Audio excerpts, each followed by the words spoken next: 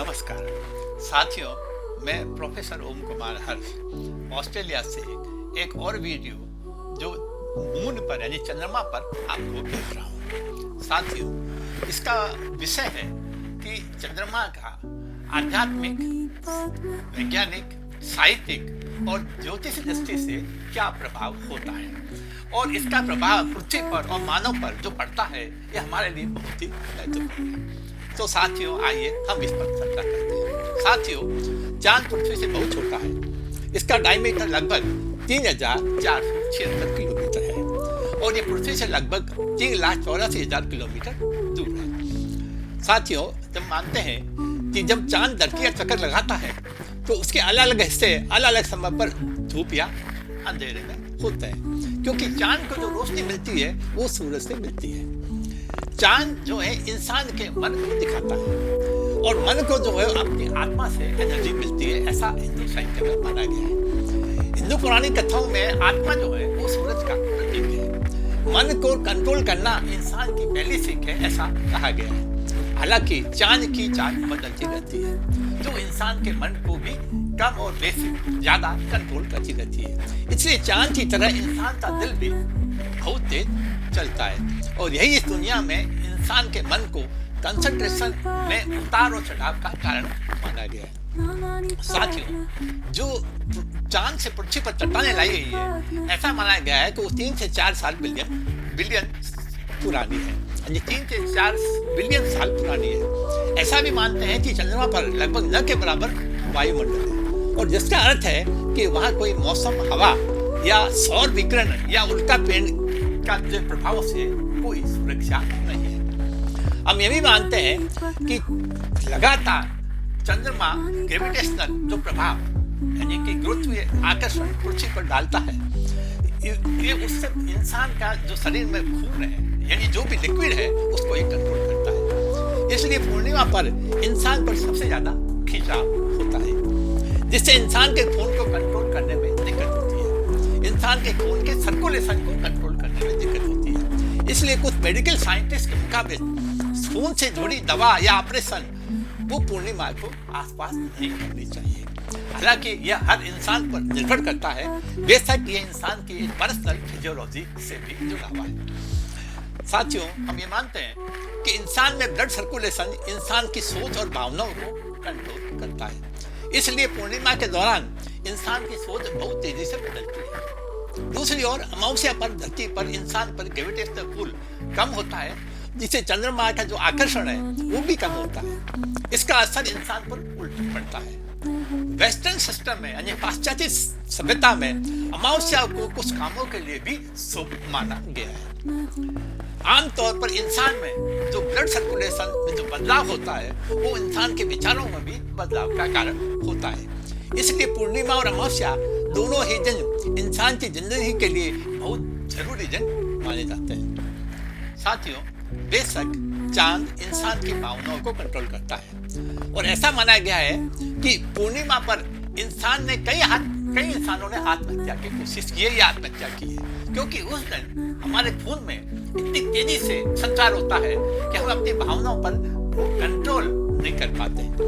दूसरी ओर अमावस्या को जब चांद नहीं दिखता है तो इंसान के साथ साथ प्रकृति पर भी बुरा असर पड़ता है, क्योंकि प्रकृति के लिए भी चांद बहुत जरूरी है, खास तौर से पेड़ पौधों पर। इसलिए उस दिन दान हम करते हैं या दूसरे तरीकों से प्रकृति की मदद करने की सलाह दी जाती है। पूर्णिमा को सर्जन के लिए भी अच्छा नहीं माना जाता है, क्योंकि इस दिन इंसान के शरीर में ब्लड सर्कुलेशन को कंट्रोल करने में दिक्कत होती है। साथियों, खगोलीय रूप से भी चंद्रमा के कई स्वरूप हैं, कई मूड हैं। एक सुपरमून होता है और सुपरमून के जब चंद्रमा पृथ्वी से निकटतम होता है उस समय माना जाता है कि ये चंद्रमा 14% हमको ज्यादा लगता है और ये 30% अधिक चमकीला दिखाई देता है।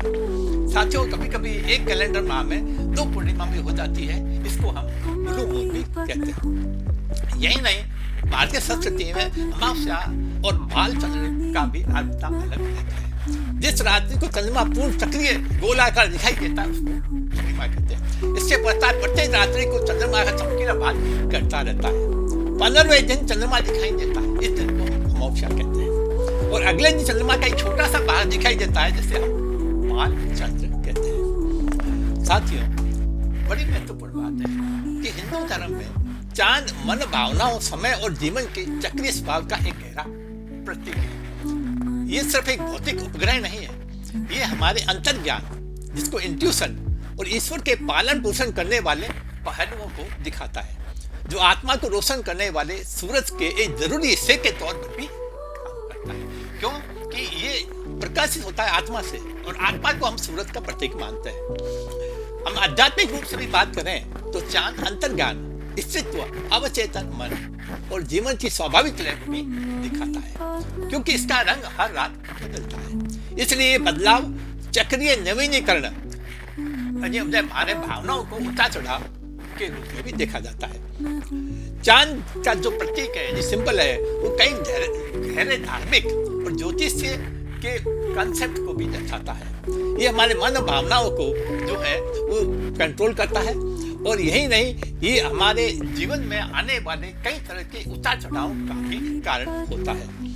ये बताया गया है कि किस तरीके से फुल मून हमारी राशि यानी हमारी एस्ट्रोलॉजी में प्रत्येक मनुष्य की एक राशि होती है, जो 30 डिग्री से दूसरी राशि को जो है वो अलग करती है। तो हम मानते हैं कि अलग राशि का प्रभाव, अलग राशि पर यानी अलग अलग इंसान पर चांद का अलग प्रभाव होता है। हम ये भी कहते हैं कि जब चंद्र पूर्णिमा और अपनी चमकदार चमक के लिए जब मानी जाती है, तो अमावस्या अंजलि के लिए मानी जाती है। और अमावस्या को कोई भी अच्छा काम करना, क्योंकि हम मानते हैं कि अमावस्या को मानव पर ही नहीं, प्रकृति पर भी एक संकट होता है। उस संकट में अगर हम प्रकृति की मदद करें तो हम प्रकृति के सहभागी हो जाते हैं, और हमारे संकट में प्रकृति हमारा साथ देती है। ऐसा हिंदू धर्म में माना गया है।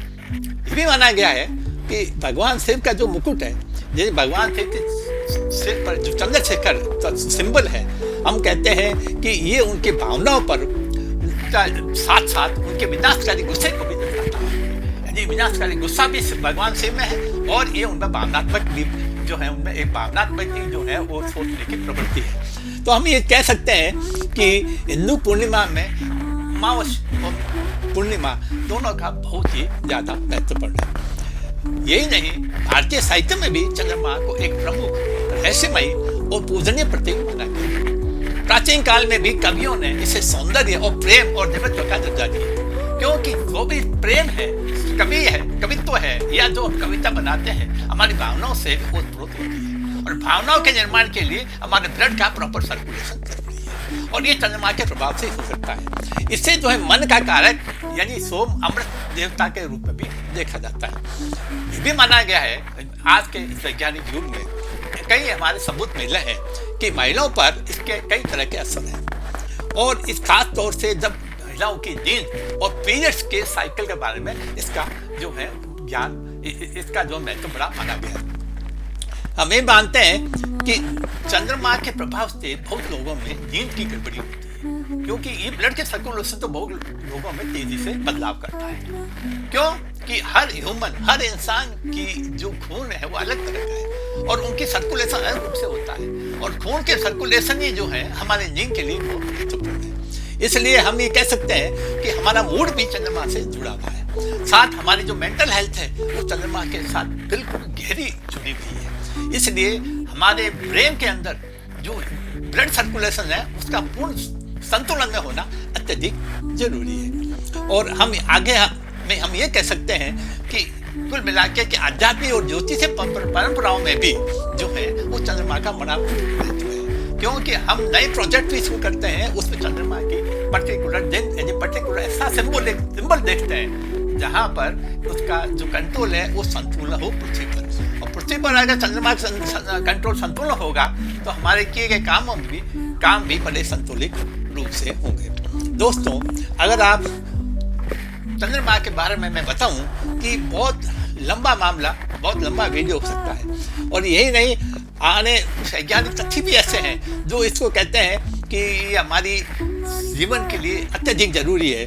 मैं इसमें एक बात और बताऊंगा कि हमारे ज्योतिषी या वैदिक जगत में माना गया है कि अगर कमजोर चंद्रमा है तो हमारी जो इमोशनल अनस्टेबिलिटी, इनस्टेबिलिटी दर्शाता है। हम इमोशनली कभी कभी बहुत रूप से दुखी हो जाते हैं। इसका कारण हमारा चंद्रमा जो है वो रूप से ठीक नहीं है, और क्योंकि हमारी ऊर्जा को ये संतुलित नहीं कर पाता है, और इसलिए हम कहते हैं कि बहुत से लोग जो है वो मेंटली डिस्टर्ब हो जाते हैं। ये चंद्रमा के प्रभाव से होती है। और यही नहीं, कुछ मतलब और आते हैं साहित्य में, तो हमारे बहुत छायावादी कवि हुए, महादेवी वर्मा, सुमित्रा नंदन पंत, और इवन जयशंकर प्रसाद जैसों ने चांद को अपने रूप से जो है वो साहित्यिक रूप में दिखाने की कोशिश की गई है। और अगर हम ज्योतिष और आध्यात्मिक दृष्टि जैसा कि मैंने बताया ऊपर बात करें एक बार फिर, तो इसमें हम क्या है कि भारतीय दर्शन में जो हमारी सृष्टि को जो हम सूर्य मानते, अग्नि मानते हैं, जिसका तत्व सूर्य है, और सोम अगर मानते हैं अमृत, तो सोम तत्व जो है उसका जो है चंद्रमा है। ये मन की स्थिति और आध्यात्मिक प्रतीक है। तो अंत में ये कह सकते हैं कि हमारे मन की और शांति, या जो हमारा मन का जो अज्ञान है या हमको दुख है, ये चंद्रमा के प्रभाव से जो है जुड़ा गया है। इसका हमारे भारतीय साहित्य से लेकर वैज्ञानिक दृष्टि से भी, खगोलीय दृष्टि से भी और ज्योतिष दृष्टि से भी चंद्रमा का हमारे मन पर, हमारे पूरी जीवन दिनचर्या पर, हमारे पूरे तरह स्वास्थ्य पर उसका प्रभाव पड़ता है, जिसको हमको समझने की जरूरत है।